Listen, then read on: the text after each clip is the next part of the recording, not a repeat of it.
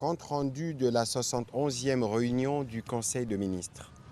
Le président de la République, chef de l'État, Félix Antoine Tshisekedi Tshilombo, a présidé ce vendredi 19 décembre 2025 à la Cité de l'Union africaine, la 71e réunion du Conseil de ministres.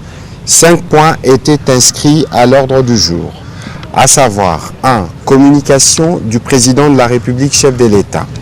2. Points d'information. 3. Approbation d'un relevé des décisions du Conseil de ministres. 4. Examen et adoption de dossiers. 5. Enfin, examen et adoption de textes. La communication du président de la République a porté sur 3 points principaux, à savoir 1. De la nécessité de mettre en place une fiscalité particulière applicable aux banques commerciales en République démocratique du Congo. Le président de la République a été saisi du constat selon lequel les banques commerciales sont régulièrement confrontées à des mesures coercitives. Ndagira ngo rero munyemerere twongere twerekeze i Kinshasa ni mu nama y'abaminisitiri yateranye ku munsi w'ejo tariki ya 19 Ukuboza 2025. Ni nama idasanzwe y'abaminisitiri yibanze ku ngingo nyinshi cyane zitandukanye, ahanini zireba cyane Repubulika Iharanira Demokarasi ya Kongo.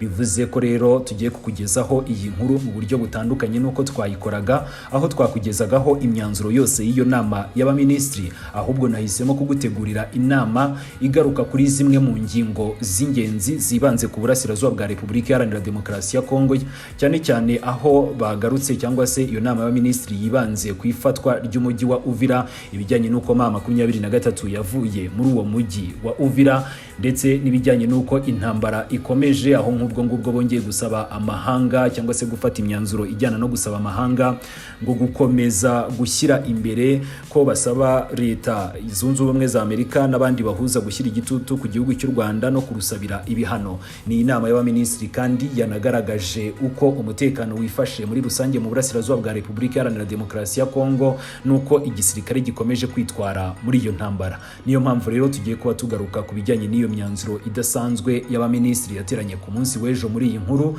ariko nanone nk'uko natangiye mbigarukaho, inkuru iza kwibanda ahanini ni ku bijyanye n'ibibazo byo mu burasirazuba cyangwa se iyi ntambara ikomeje kugaragara mu burasirazuba by'umwihariko mu mujyi wa Uvira, bikajyana n'amasezerano ya Doha na Washington. Ni kuri uyu wa 19 Ukuboza 2025 habaye inama idasanzwe ya 71 y'abaminisitiri ba Repubulika Iharanira Demokarasi ya Kongo, ikaba yari iyobowe na Perezida wa Repubulika Iharanira Demokarasi ya Kongo Félix Antoine Tshisekedi Tshilombo. Ubwe yagarutse ku ngingo zitandukanye z'ingenzi imbere mu gihugu, nubwo iyi nama yibanze cyane ku bibazo by'imbere mu gihugu birimo nk'imisoro, amabanki, ibijyanye n'amavugururwa y'igihe kirekire, ishoramari, ubuhinzi n'ibibazo by'ubutabazi. Ikibazo cy'umutekano muke mu burasirazuba bw'igihugu cyane cyane mu mujyi wa Uvira muri Kivu y'Amajyepfo cyahawe umwanya wihariye muri iyo nama, kandi ikaba inama iteranye ni nyuma y'uko mama 23 ivuye muri uwo mujyi wa Uvira, ndetse ikanemeza ko igiye guhunza ingabo zayo zose kuri kilometero 5 zose uvuye muri uwo mujyi. Ariko kandi ni mama 23 yasabye ko nta ngabo za leta zakinjira muri uwo mujyi cyangwa se abazarendo, ahubwo mama 23 isaba ko nubwo ivuye muri uwo mujyi ko hashyirwaho ingabo z'amahanga cyangwa se ingabo zidafite aho zibogamiye na hamwe. Ni mu isesengura ryatanzwe na Minisitiri w'Intebe wungirije ushinzwe umutekano w'imbere mu gihugu. Muri iyo nama y'abaminisitiri ngo yagaragaje ko umutekano wakomeje kuzamba mu mujyi wa Uvira bitewe n'uburyo leta ya Repubulika Iharanira Demokarasi ya Kongo ivuga ko hakigaragara ngo ingabo z'igihugu cy'u Rwanda n'imitwe bafatanyije irimo AFC M23. Nkuko byagaragajwe n'ubundi muri iyi nama, ngingabo n'abafatanyabikorwa bazo ngo bongereye ibikorwa by'ubugizi bwa nabi ubwo ni mama 23, kandi ibyo ngo muri uwo mujyi byakomeje kuzamura gutakaza ubuzima bwa benshi, ihungabana n'ubwoba bukabije mu baturage, ibijyanye ngo no gukomeza kuburirwa abantu irengero cyangwa se iburirwa irengero ry'abantu n'ihohoterwa rishingiye ku gitsina. Ibyo byose ngo bikajyana no kurenga ku mategeko yose mpuzamahanga, yaba ay'intambara ndetse n'ay'uburenganzira bwa muntu. Iyi raporo yasomwaga na Patrick Muyaya yashimangiye ko ngo abaturage ba Uvira n'utundi duce dukikije uwo mujyi ngo bari mu kaga gakomeye, harimo imiryango myinshi kuri ubu ngubu yahatirijwe guhungira mu gihugu cy'u Burundi, aho ngo kugezana n'uyu munsi batazi uko ejo hazaza hazaba hifashe.